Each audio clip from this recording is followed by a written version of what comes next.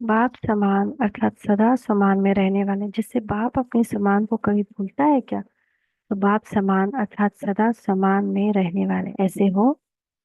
समान अर्थात स्व, स्व यानी आत्मा का मान, है ना। तो सभी की विशेष, एक बात की विशेषता महानता बहुत स्पष्ट है। जो कोई भी महारथी हो, प्यादा हो, छोटा सितारा हो, बड़ा सितारा हो, बाबा के बच्चे हैं। लेकिन बाप को जानने की विशेषता, बाप का बनने की विशेषता तो सब में है ना। चाहे कोई पुरुषार्थ कर रहा है या नहीं कर रहा है, लेकिन बाप को तो पहचान गया कि ये भगवान इनके तन में आए। तो बाप को बड़े बड़े शास्त्रों की अथॉरिटी, धर्म की अथॉरिटी, विज्ञान की अथॉरिटी, राज्य की अथॉरिटी, बड़े बड़े विनाशी टाइटल की अथॉरिटी उन्होंने नहीं जाना। इतनी बड़ी बड़ी अथॉरिटी है, लेकिन आप सब ने जाना। वे अब तक आवाहनी कर रहे हैं, पूजा ही कर रहे हैं। शास्त्रवादी तो अभी हिसाब ही लगा रहे हैं। विज्ञानी अपनी इन्वेंशन में इतने लगे हैं, जो बाप की बात सुनने और समझने की फुर्सत ही नहीं।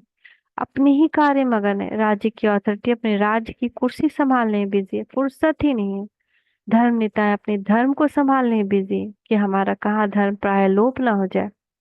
इसी हमारे हमारे में खूब बिजी है। लेकिन आप सब आह्वान के बदले मिलन बनाने वाले हो। हम सब भगवान का आह्वान नहीं कर रहे, उनसे मिलन बना रहे हैं। यह विशेषता व महानता सभी की है। ऐसे तो नहीं समझते कि हमारे में क्या विशेषता है, वह हमारे में तो कोई गुण नहीं है। ये तो भक्तों के बोल है कि हमारे में कोई गुण नहीं। गुण के सागर बाप के बच्चे बनना अर्थात गुणवान बनना। तो हम सभी क्या बन गए, गुणवान बन गए ना।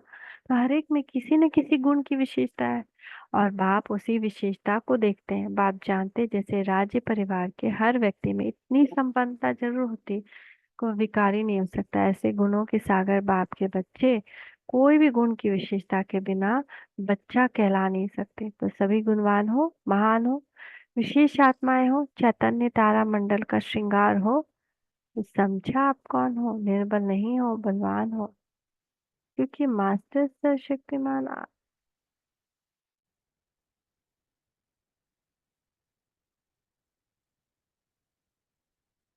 कि मास्टर सर्वशक्तिमान हो, ऐसा रूहानी नशा सदा रहता है। रूहानियत में अभिमान नहीं होता, समान होता है। समान अर्थात स्व, आत्मा का मान। समान और अभिमान दोनों में अंतर है। तो सदा समान की सीट पर स्थित रहो। अभिमान की सीट छोड़ दो। अभिमान की सीट ऊपर से बड़ी बड़ी सजी सजाए, देखने में आराम पसंद, दिल पसंद है, लेकिन अंदर कांटों की सीट है। ये अभिमान की सीट ऐसी है, समझो जैसे कहावत है, खाओ तो भी पछताओ, न खाओ तो भी पछताओ। एक दो को देख सोचते हैं कि हम भी टेस्ट कर लें। दूसरे को देखते हैं अभिमान में, देह अभिमान में दुनिया की चीजें एंजॉय करते, सोचते हैं हम भी करें। तो फलाने फलाने ने अनुभव किया, हम भी क्यों नहीं करें। तो छोड़ भी नहीं सकते, और जब बैठते तो कांटे तो लगते ही हैं। जैसे बाहरी से दिखावटी धोखे देने वाले अभिमान की सीट पर कभी भी बैठने का प्रयत्न नहीं करो। समान की सीट पर सदा सुखी, सदा श्रेष्ठ, सदा सत प्राप्ति स्वरूप का अनुभव।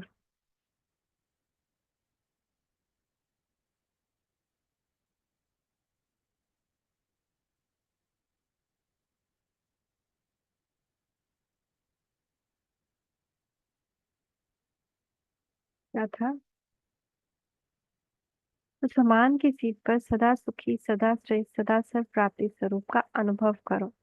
सदा सुखी, सदा श्रेष्ठ, सदा सत प्राप्ति स्वरूप, ये मिलेगा समान की सीट पर बैठने। सिर्फ बोलना नहीं, अनुभव करना। उस अनुभव में खो जाना है। मैं मात्र सर्वशक्तिमान हूँ, तो बाप को देखिए, मैं उसकी संतान हुआ। हा सौभाग्य मेरा। जैसे बाप से लाल किरणें निकलती है शक्ति की, ऐसे मुझसे भी निकल रही है।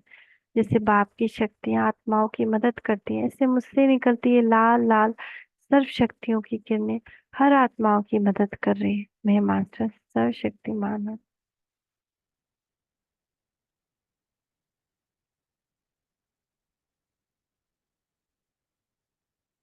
अपनी विशेषता बाप को जानने और मिलन मनाने से इसी को स्मृति में सदा रख, सदा हर्षित रहो। जैसे सुनाया कि चंद्रमा सितारों को देख हर्षित हो रहे थे, ऐसे फॉलो फादर।